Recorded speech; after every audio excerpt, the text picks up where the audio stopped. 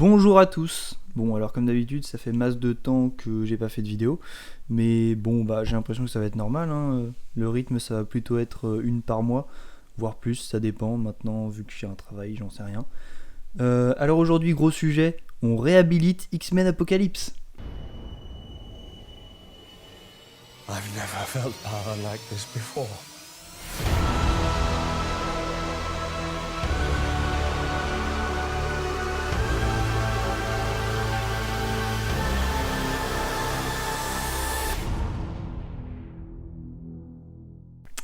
Alors oui, je sais. La saga X-Men, c'est une saga assez inégale, on le sait tous, bourrée d'incohérences, mais perso, je trouve que si on élimine deux films, ça va.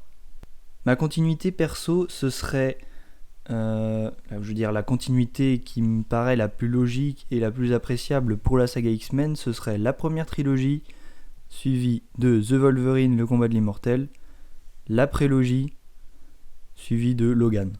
Du coup, en gros, on vire X-Men Wolverine Origins et Dark Phoenix. Toi tu vis, toi tu crèves. Enfin bref, on va s'intéresser à la véritable fin de la saga X-Men et donc de la prélogie. Je vais pas jouer le suspense, pour moi Apocalypse conclut très bien la saga et Dark Phoenix est à oublier, clairement. Alors pourquoi ? Il y a énormément de raisons. On va commencer par les plus basiques, celles qui sont un petit peu secondaires, on va dire, mais qui ont quand même leur importance. Bon, on parle de la timeline. Bon alors, le premier X-Men First Class de la prélogie était censé se dérouler dans les années 60, X-Men Days of Future Past dans les années 70 et X-Men Apocalypse dans les années 80. Et bon, bien évidemment Dark Phoenix dans les années 90. Donc l'idée c'est qu'on saute une décennie à chaque fois. Le problème c'est que ça se voit sur les acteurs. En fait, même dans Apocalypse, ça commence à être un peu problématique de se dire qu'ils ont sauté 20 ans par rapport à First Class, alors qu'en fait il y avait 5 ans quoi. Mais bon, à la limite, la suspension d'incrédulité, elle tient encore, ça va. Tu peux te dire qu'Apocalypse se passe dans les années 80, ça passe encore. Tu dis qu'il y a encore 20 ans entre le Charles Xavier et le Magneto de la première trilogie et celui de la deuxième, parce que la deuxième commence dans les années 2000. Alors que franchement, Dark Phoenix se passait dans les années 90 avec seulement 10 ans d'écart avec les acteurs originaux. Franchement, pour moi, ça passe pas. Bon, ça reste de l'ordre du détail, comme je le disais tout à l'heure, mais c'est quelque chose qui me gêne. Ensuite, bon, vient le sujet. Et le sujet de ces deux films, surtout Dark Phoenix, me paraît assez problématique parce que du coup, il fait doublon en fait avec le dernier film de la trilogie qui était déjà centré sur Dark Phoenix en fait. X-Men, le combat final, oui c'est ça, The Last Stand. Alors que pour Apocalypse, on a quand même droit au méchant ultime de l'univers X-Men dans les comics. Bon, il y en a sûrement d'autres méchants ultimes, mais Apocalypse, c'est quand même un méchant emblématique. Ça, c'est encore un petit détail qui fait que je préfère Apocalypse. Bon. Autre point encore, les acteurs. Les acteurs, bon. Alors, il y a clairement un laisser-aller des acteurs dans les derniers films. Même dans Apocalypse, ça se ressent un petit peu. Déjà dans le maquillage de Jennifer Lawrence, qui décidément ne veut plus faire d'efforts avec cette saga. Et ce sera encore plus pitoyable dans Dark Phoenix, où elle apparaît à peine, où elle est à peine maquillée, puisqu'elle porte un costume en permanence, donc elle est sans doute maquillée que au niveau de la tête, des mains. Enfin bon, elle a plus du tout envie de fournir d'efforts. Et ça se ressent, c'est full spoiler, donc je le dis, elle se fait buter très très rapidement dans le film. Mais bon, il y a toujours Michael Fassbender que j'adore, qui est quand même toujours exceptionnel. En fait, même si son personnage évolue très très mal, lui est toujours bon. Je pense notamment à une scène en particulier qui peut paraître ridicule, mais où lui se donne à fond. Un moment où il lutte contre le Phénix pour faire décoller un hélicoptère, où là je trouve qu'il joue bien. Mais bon, globalement, il y a un relâchement. Qu'est-ce que je peux dire encore ? Bah oui, je parlais d'un laisser-aller, mais il y a aussi un laisser-aller au niveau des designs, de plein de choses en fait. Parce que à chaque fois dans les X-Men, on a toujours voulu avoir des costumes originaux. au final on les aura jamais eus, et on a un peu une régression dans Dark Phoenix où on se retrouve avec des pyjamas, alors que pourtant la fin d'X-Men Apocalypse laissait présager quelque chose de plus intéressant visuellement. Et dernier point superficiel, on va dire, qui me fait préférer Apocalypse, c'est simplement le fait que, mis à part toutes les controverses qu'il y a autour de Bryan Singer, lui c'était un vrai réalisateur, contrairement à Dark Phoenix qui a hérité d'un producteur comme réalisateur.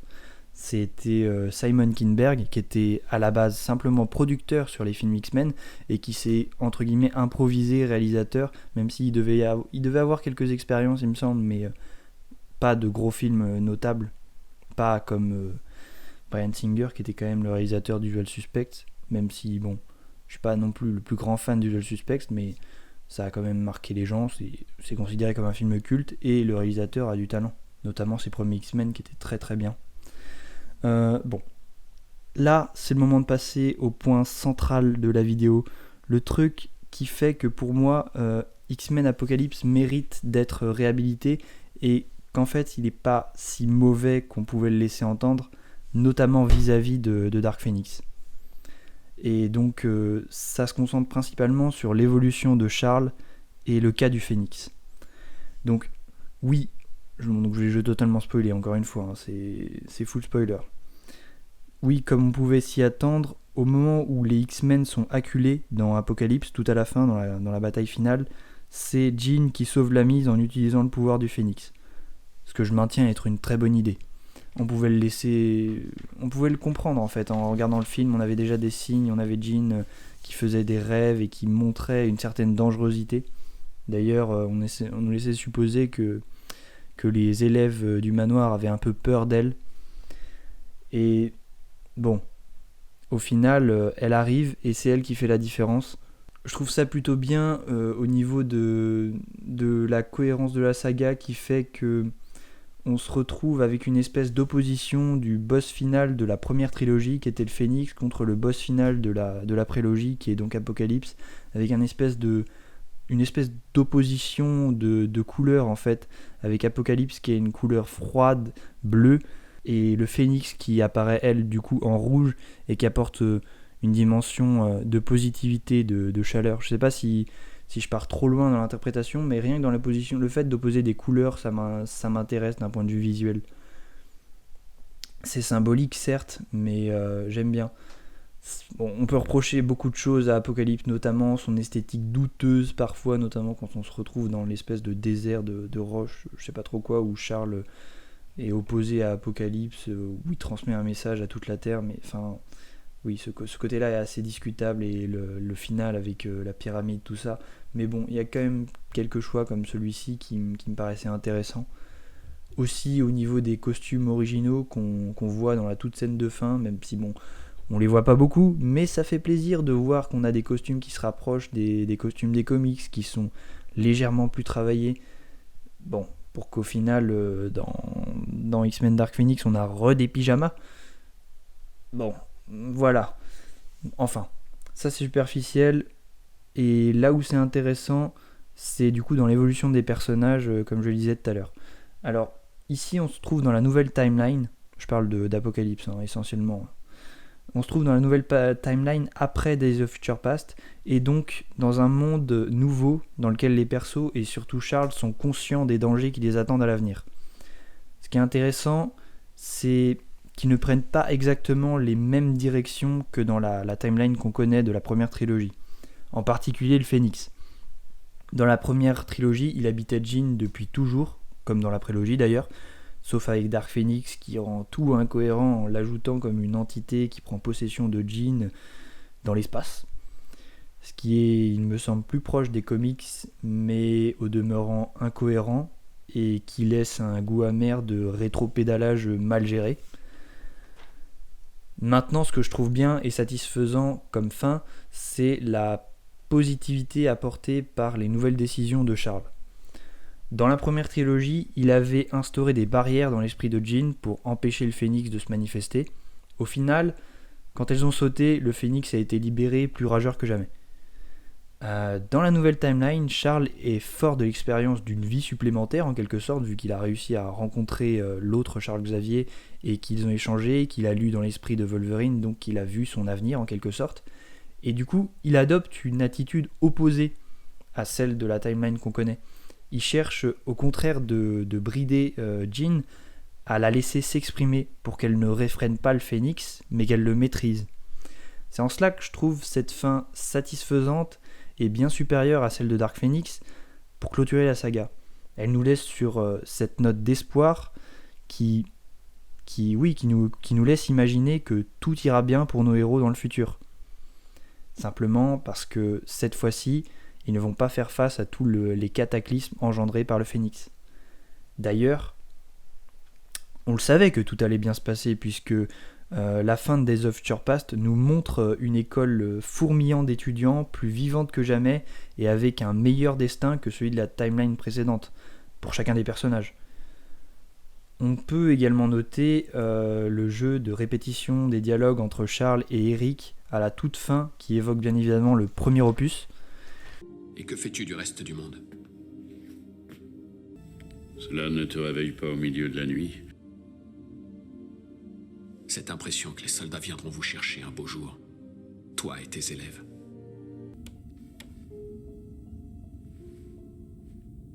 En effet, oui. Et que fais-tu une fois que tu as ouvert les yeux ? J'éprouve surtout une grande pitié Pour le pauvre diable qui viendrait à mon école dans un but malveillant. Et donc qui permet à Apocalypse de boucler la boucle en fait. De la boucler même proprement, je trouve. Au niveau de toute la saga, en général. Maintenant, l'avidité du studio forcément l'a amené à réouvrir un livre fermé et à lui donner une suite parfaitement inutile qui brise la précédente conclusion pour en apporter une nouvelle assez médiocre.